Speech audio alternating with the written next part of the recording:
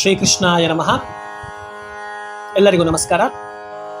ಅನೇಕ ಜನ ಈ ಬಾರಿಯ ಚಂದ್ರಗ್ರಹಣದ ವಿಚಾರದಲ್ಲಿ ಅನೇಕ ರೀತಿಯ ಸಂಶಯಕ್ಕೊಳಗಾಗಿದ್ದಾರೆ.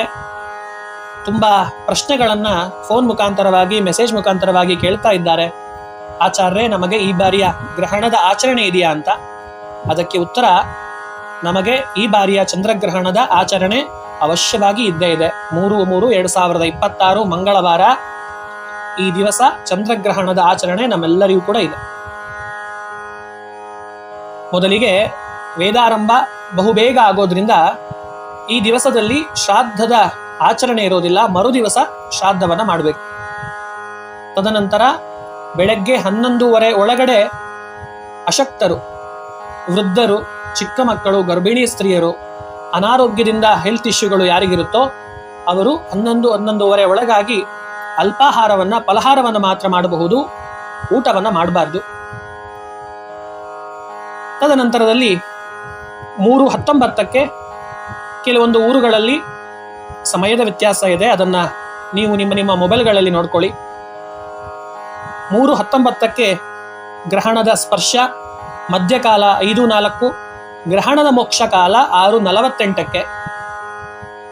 ಗ್ರಹಣ 3:19 ಆರಂಭ ಆಗಿ 3:48 ಮುಗಿಯುತ್ತೆ. ಆದರೆ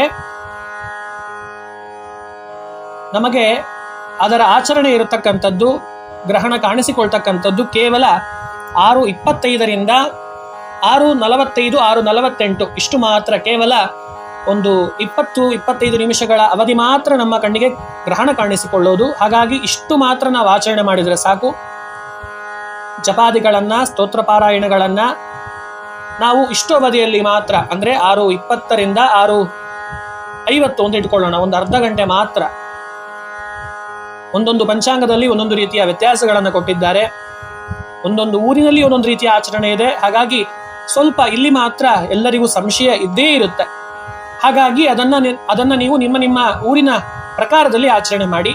ಹೇಗಿದ್ರೂ ಕೂಡ 6:20 6:25 ಮೇಲೆ ಗ್ರಹಣ ನಮ್ಮ ಕಣ್ಣಿಗೆ ಕಾಣಿಸಿಕೊಳ್ಳೋದು. ಅದರ ಮೋಕ್ಷ 6:48, ಒಂದು 20-25 ನಿಮಿಷದ ಅವಧಿಯಲ್ಲಿ ಗ್ರಹಣ ಇರೋದ್ರಿಂದ ಸ್ವಲ್ಪ ಕಾಲ ಗ್ರಹಣ ಕಣ್ಣಿಗೆ ಕಾಣಿಸಿದರೂ ಕೂಡ ಅದರ ಆಚರಣೆ ಇದ್ದೇ ಇದೆ. ಹಾಗಾಗಿ ಆಚರಣೆಯನ್ನ ಸರ್ವರೂ ಮಾಡಬೇಕು.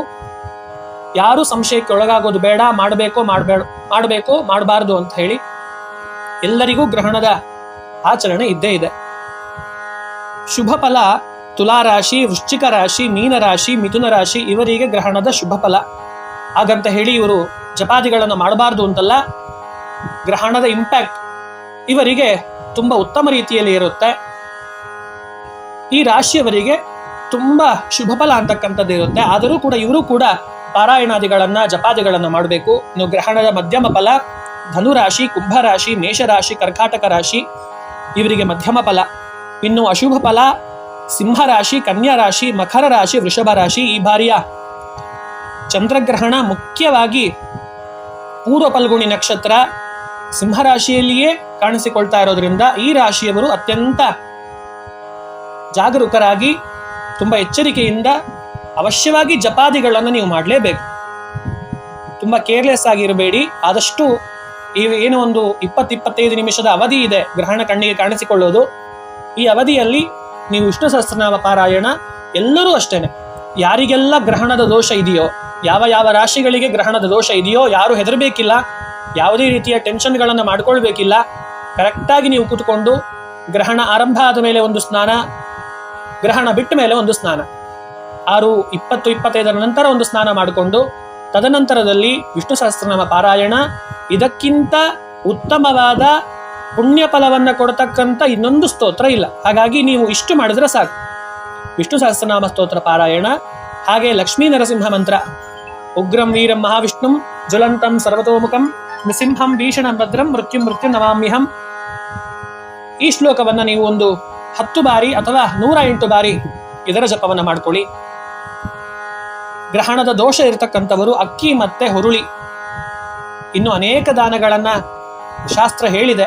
ಆದರೂ ಕೂಡ ನೀವು ಸಂಕ್ಷಿಪ್ತವಾಗಿ ಒಂದು ಅಕ್ಕಿ ಮತ್ತೆ ಹುರುಳಿ, ಒಂದು ತೆಂಗಿನಕಾಯಿಯನ್ನ ಗ್ರಹಣ ಕಾಲದಲ್ಲಿ ನಿಮ್ಮ ಗೋತ್ರ ನಕ್ಷತ್ರವನ್ನು ಹೇಳ್ಕೊಂಡು ಸಂಕಲ್ಪ ಮಾಡಿ, ತದಾದ ಅಂದ್ರೆ ಗ್ರಹಣದ ಮೋಕ್ಷ ನಂತರ ನೀವು ಈ ಅಕ್ಕಿ ಮತ್ತೆ ಹುರುಳಿಯನ್ನ ಒಂದು ದಕ್ಷಿಣೆ ಸಹಿತವಾಗಿ ಅಲ್ಲಿರ್ತಕ್ಕಂಥ ಯೋಗ್ಯರಾಗಿರ್ತಕ್ಕಂಥ ದೇವರ ಪೂಜೆಯನ್ನು ಮಾಡತಕ್ಕಂಥ ಬ್ರಾಹ್ಮಣರಿಗೆ ಕೊಟ್ಟು ನಮಸ್ಕಾರ ಮಾಡ್ಕೊಳ್ಳಿ. ಇಷ್ಟು ಮಾಡಿದರೆ ಸಾಕು. ಗ್ರಹಣದ ಮೋಕ್ಷ ನಂತರ ನೀವು ಸ್ನಾನಾದಿಗಳನ್ನ ಮಾಡಿಕೊಂಡು ತದನಂತರ ದೇವರ ಪೂಜೆ, ತದನಂತರ ನೀವು ಊಟವನ್ನ ಮಾಡಲಿಕ್ಕೆ ಯಾವುದೇ ರೀತಿಯ ಅಡ್ಡಿ ಇಲ್ಲ. ಹಾಗಾಗಿ ಗ್ರಹಣದ ಆಚರಣೆಯನ್ನ ತುಂಬಾ ಸಂಕ್ಷಿಪ್ತವಾಗಿ ತಿಳಿಸ್ಕೊಟ್ಟಿದ್ದೇನೆ. ತುಂಬಾ ಜನ ಏನೆಲ್ಲ ಜಪಗಳನ್ನ ಮಾಡಬೇಕು ಅಂತ ಹೇಳಿದ್ದಾರೆ. ಕೇವಲ ನಾವು ಇಷ್ಟು ನರಸಿಂಹ ಮಂತ್ರ ಜಪ, ವಿಷ್ಣು ಸಹಸ್ರನಾಮ ಪಾರಾಯಣ ಮಾಡಿದರೆ ಸಾಕು. ಯಾಕಂದ್ರೆ ತುಂಬಾ ಕಮ್ಮಿಯ ಅವಧಿಯ ಸಂದರ್ಭ ಮಾತ್ರ ಇದೆ. ನಮಗೆ ಗ್ರಹಣ ಕಾಣಿಸಿಕೊಳ್ಳೋದು ತುಂಬಾ ಕಮ್ಮಿ ಟೈಮಲ್ಲಿ ಕಾಣಿಸ್ಕೊಳ್ತಾ ಇದೆ. ಇಷ್ಟಿದ್ರೂ ಕೂಡ ಕೆಲವರೆಲ್ಲ ಮಾಡಬಾರದು ಅಂತ ಹೇಳ್ತಾ ಇದ್ದಾರೆ. ಅದ್ಯಾವುದನ್ನು ಕೂಡ ಲೆಕ್ಕಿಸಬೇಡಿ. ಸ್ವಲ್ಪ ಹೊತ್ತು ಗ್ರಹಣ ಕಾಣಿಸಿಕೊಂಡ್ರೂ ಕೂಡ ಅದರ ಆಚರಣೆಯನ್ನು ನಾವು ಕಡ್ಡಾಯವಾಗಿ ಮಾಡಲೇಬೇಕು. ಮತ್ತೊಮ್ಮೆ ಹೇಳ್ತಾ ಇದ್ದೇನೆ, ಬೆಳಗ್ಗೆ 11:30 ಒಳಗಡೆ ಅಲ್ಪಾಹಾರವನ್ನ ಸ್ವೀಕಾರ ಮಾಡಿ. ಶ್ರಾದ್ದಾದಿಗಳು ಮಾಡಲಿಕ್ಕೆ ಬರೋದಿಲ್ಲ.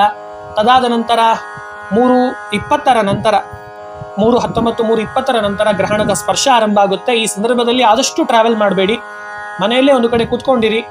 ಸ್ನಾನಾದಿಗಳನ್ನ ಏನೋ ಮಾಡಬೇಕು ಅಂತಿಲ್ಲ ಈ ಟೈಮಲ್ಲಿ. 3:19 ನಂತರ ಗ್ರಹಣ ಕಾಣಿಸಿಕೊಳ್ಳುತ್ತೆ.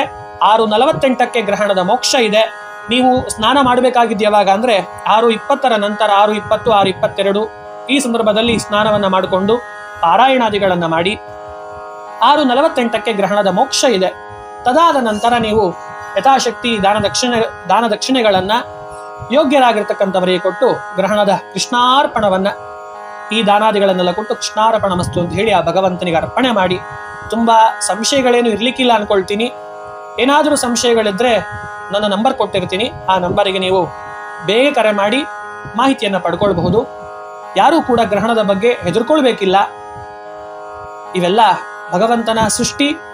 ಹಾಗಾಗಿ ನಾವು ಇದನ್ನೆಲ್ಲ ಅವಶ್ಯವಾಗಿ ನಾವು ಶಾಸ್ತ್ರದ ನಿಯಮದಂತೆ ಇದನ್ನ ಆಚರಣೆ ಮಾಡಲೇಬೇಕು. ವಿಷ್ಣು ಸಹಸ್ರನಾಮ ಪಾರಾಯಣ, ನರಸಿಂಹ ಮಂತ್ರ ಜೊತೆಗೆ ನಿಮಗೆ ಏನೆಲ್ಲ ಪಾರಾಯಣಗಳು ಗೊತ್ತಿದ್ದಾವೋ ಅದರ ಪಾರಾಯಣವನ್ನ ಮಾಡಿಕೊಂಡು ಅನುಷ್ಠಾನವನ್ನ ಮಾಡಿಕೊಳ್ಳಿ. ಹರೆಯೇ ನಮಃ.